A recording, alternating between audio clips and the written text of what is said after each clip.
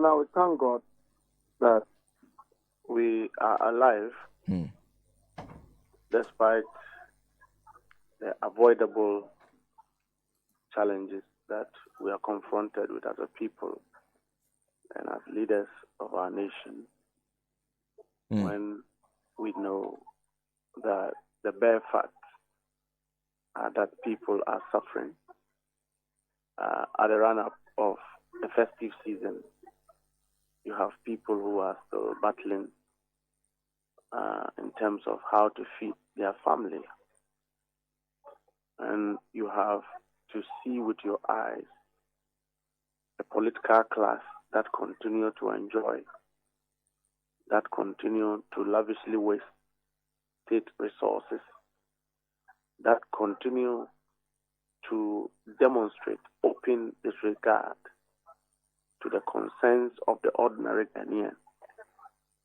You have the government that is leading a small minority of the country being elite at the expense of the suffering trotro driver, at the expense of a nurse, at the expense of a teacher, at the expense of the civil servant, at the expense of journalists, at the expense of farmers, and at the expense of traders. If you have to sum up all of this, you have no reason to be excited. But we thank God that we are alive and given the hope that we have at the end of the tunnel. Well, like I was saying this morning, the Ghanaian public, in fact, is captured in many other news portals, in newspapers. But before I go there were reports later yesterday, in the evening yesterday, about the NDC agreeing to return to IPAC. We know that you have been insisting on a boycott of IPAC because you say it's no longer the forum it was intended to be. Is it true you are changing that decision? You've decided to return to IPAC?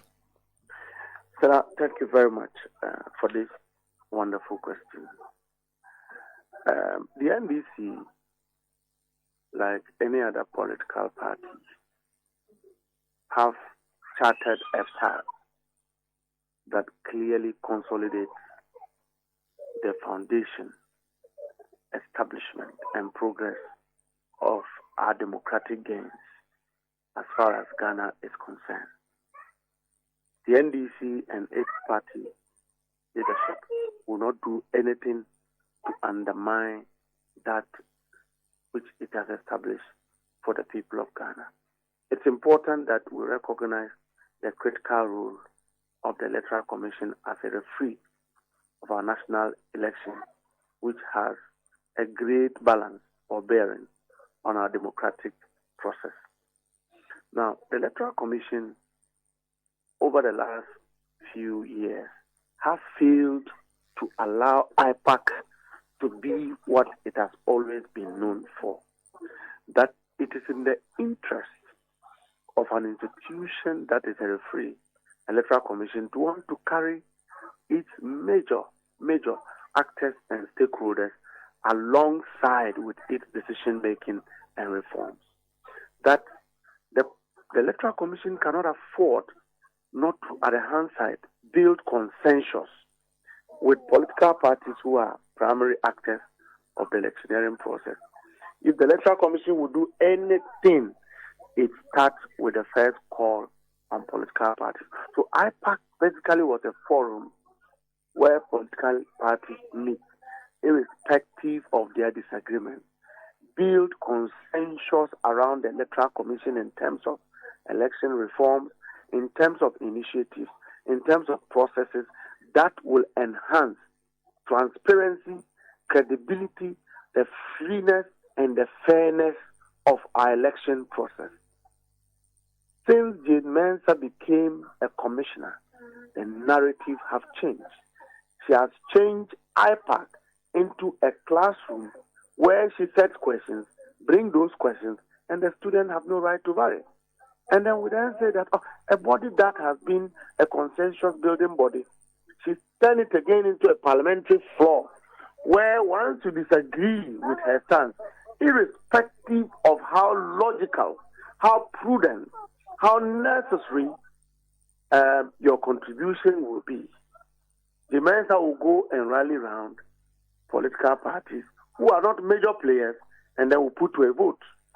But IPAC is strictly a consensus building body where major political parties sit down and define a roadmap that will enhance our election process. So that is why the NDC refused to go. Now, upon the invitation of the National Peace Council, which was amply represented by the National Chairman, Honorable Johnson Asedun Ketia, the General Secretary, Honorable Fifi Kote, the Honorable Former Minister for Health, Honorable Alex Segbefia, and Director of Communication, Honorable Kaka Esuma, and then my own brother and predecessor, Peter Boama, Dr. Peter Boama Otekunu.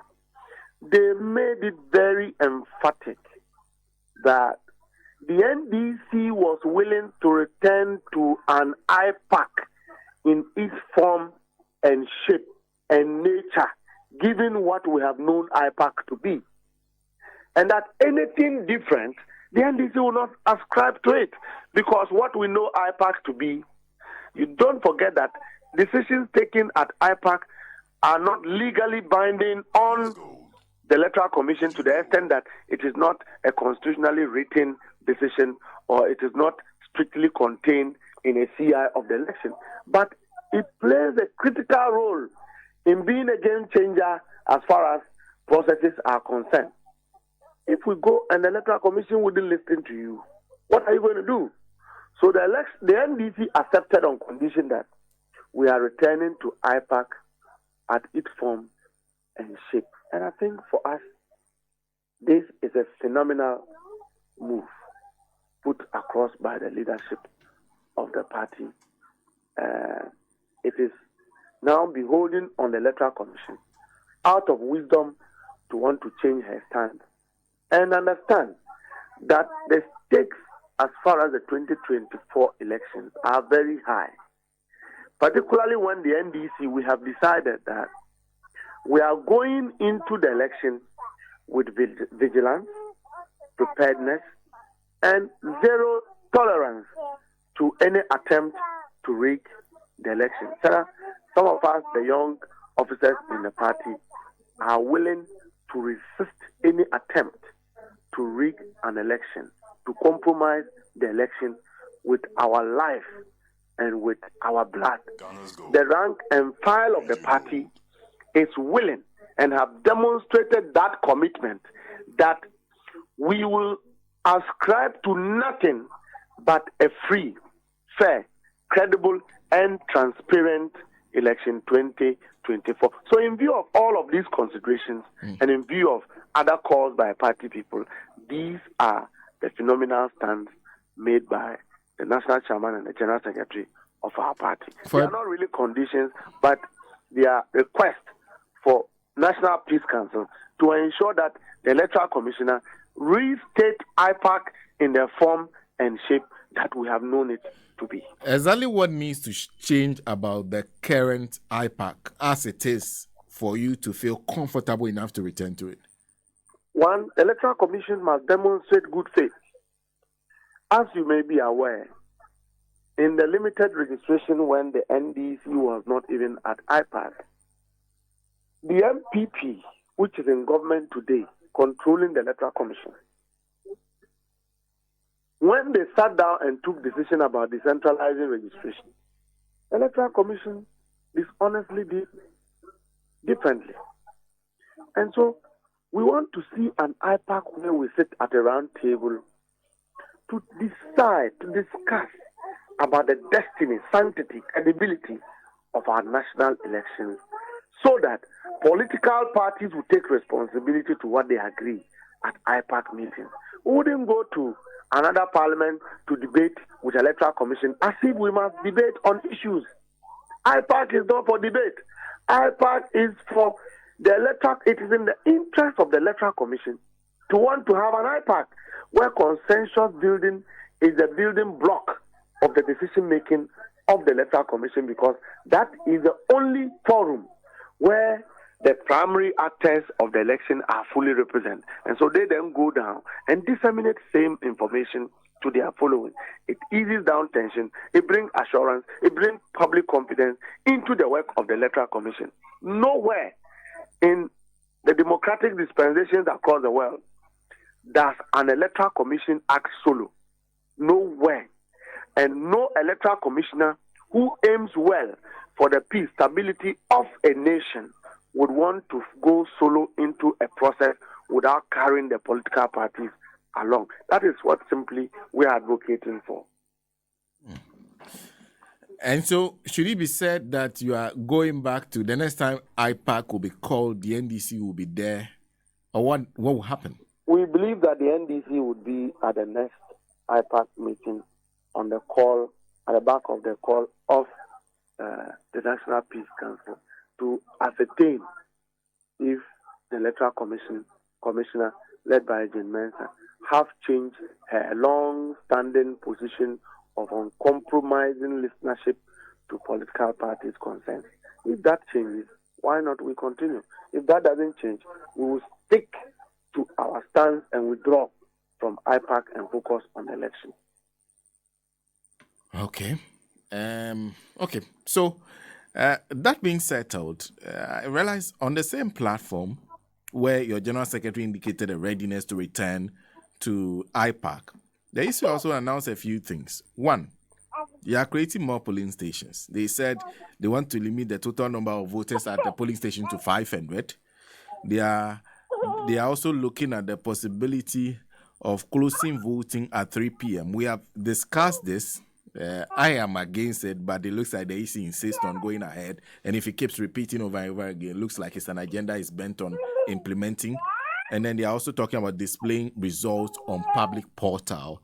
Are these things are these reforms that have been discussed with you already, or you're hoping that this will be brought on board at the next IPAC for discussion? What is very relieving and reassuring is that the NDC as a political party have put in place a very competent team of directors and officers to lead the directorate of the electoral election process. Dr. Edward Omanibuama is a competent and with his deputies who are currently analyzing those proposals to establish the extent to which it will or will not adversely, illegally compromise our elections.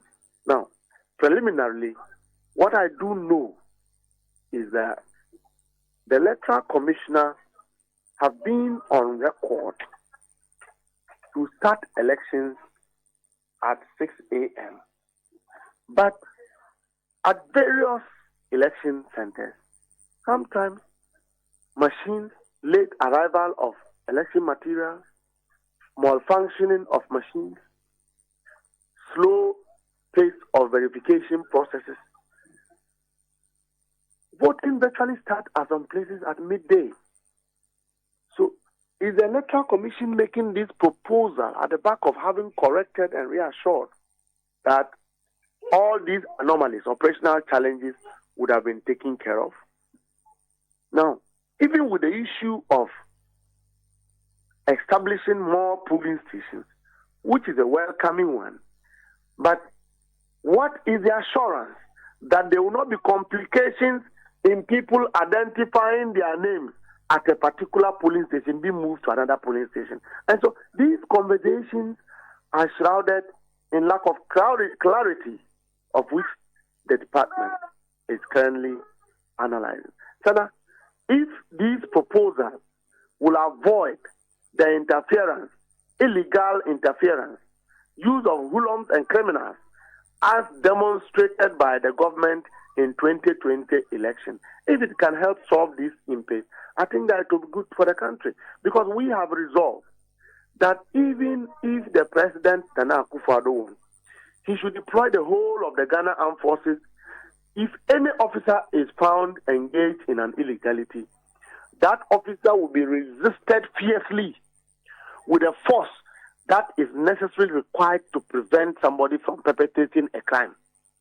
If the President so wish, he can deploy the whole of the Ghana Police Service and the National Security as far as their work is found to be unconstitutional, found to be outside the boundaries of security engagement in election, NDC will resist that act, given the... So we are very prepared for that.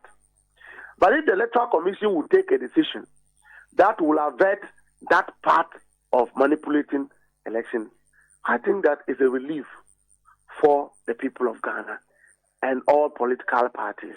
But like I said, at the hand side, there are practical challenges that must be reassuring, that must be resolved. For us as a party, we have our election directorate analyzing all these issues. Now, Electoral Commission is talking about publicly publicizing... displaying results on public portals. Display results. I don't think that she's giving an assurance if these portals are hacked. What is the fallback plan? Do we have any fallback that, apart from displaying it on public portals, which will be good, are they going to be tampered with? Are they going to be manipulated? Because we have investigated and we know that in 2020, what they did is that they retrieved officers of the Electoral Commission who were compromised by government, retrieved pink sheets and signed fake pink sheets and presented. So we have resolved that issue by going to put vigilant polling station agents. Is the Electoral Commission also ensuring that officers of the Electoral Commission demonstrate the highest level of integrity as far as their work is concerned? So these are issues that are early days yet to be considered. The party will analyze it, and I believe our directors will advise the party as to our next line of action. Being studied at the right time, you'll come out with your own thoughts on it. Yes, exclusively so, because the proposals are shrouded with a lot of doubts. Again, to come and say that you will only display pink sheets, you will want to reduce voting from 5 to 3 p.m. without demonstrating clear modalities, clear action plan, clear roadmap, for me, it's a non-starter. For me, it's very suspicious. But if it is done well, it will help re-establish, rebuild, rebrand the damaged, destroyed, compromised credibility of the Electoral Commission in its form and shape as it is today. Compromised credibility. It seems you have little trust and faith in the Electoral Commission.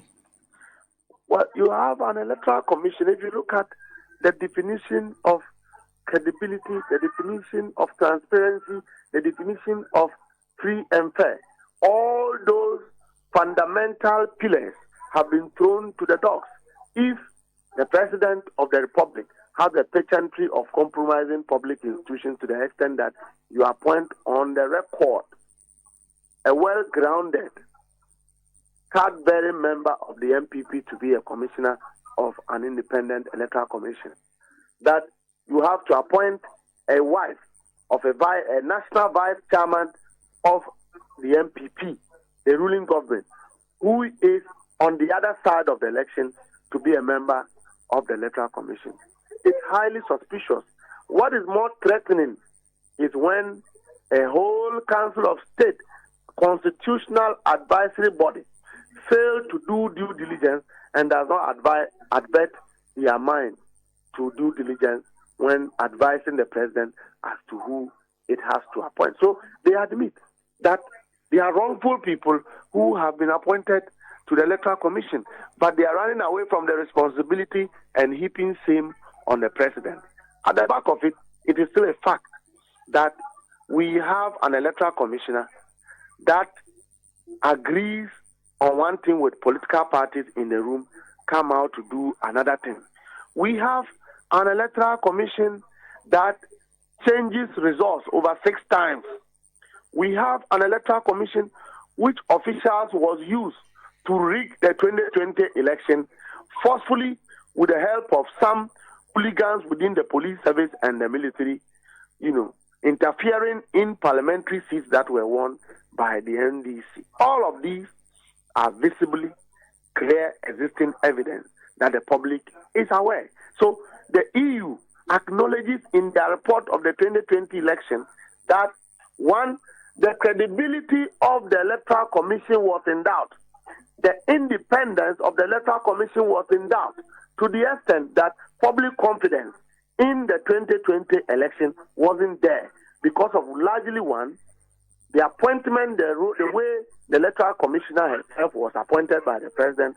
Two, largely because of how officers of the Electoral Commission were appointed, deepened by participation of political hands, giving a very corrupt sitting President, Nana Akufo-Addo, who have promised to do everything possible under this sun to rig election again. But we can assure him that he should not dare the NDC.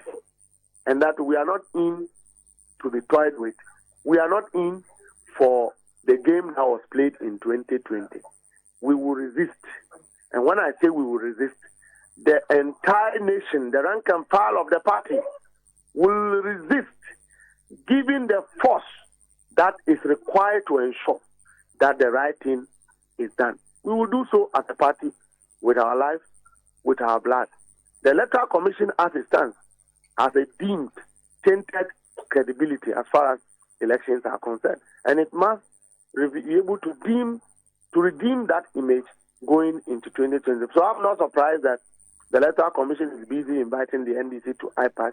The Electoral Commission is busy, getting people to invite the NDC, and the Electoral Commission is busy trying to do some reforms that will boost public confidence in the work of the Electoral Commission. So these are the states that we are in. Well, thank you very much, as always, for speaking to us. In fact, we would have further conversations with you. You promised to be as regular as you used to be. Sena, Radio Gold is the heart of the nation. And for me, it is a place that I would always want to use as a forum to disseminate information to our teeming, listening Ghanaians. Look, yesterday I said it somewhere that His Excellency John Dramani Mahama comes into government again for us to correct a lot of the mistakes that we have made. As a party, we have to give confidence to our people. At least I am aware that one of the commitments of His Excellency is to rebuild a nation and also rebuild a party.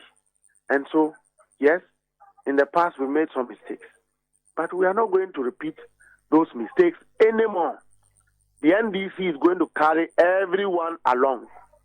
We are going to rebuild this party to be attractive and stronger than it is. That is why I'm happy that you have a lot of people expressing interest in becoming running mates and vice presidents, because it reassures and it shows visibly that the NDC will be in power 2024. And for me, that is a very good thing that I feel that what attracts me, what motivates me is that a president is going to have to come to rebuild this country.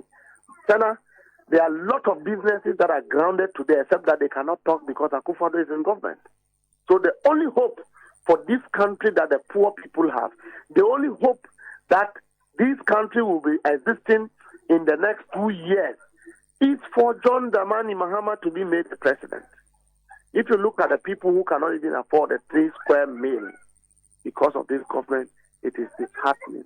And so I'm refreshed that following His Excellency the President on his Building the Ghana tour, the reception that has been accorded him by chiefs, by community leaders, by elders, by the youth, by various interest groups, commercial groups, who are publicly speaking to the ills under Nana Addo's rogue regime.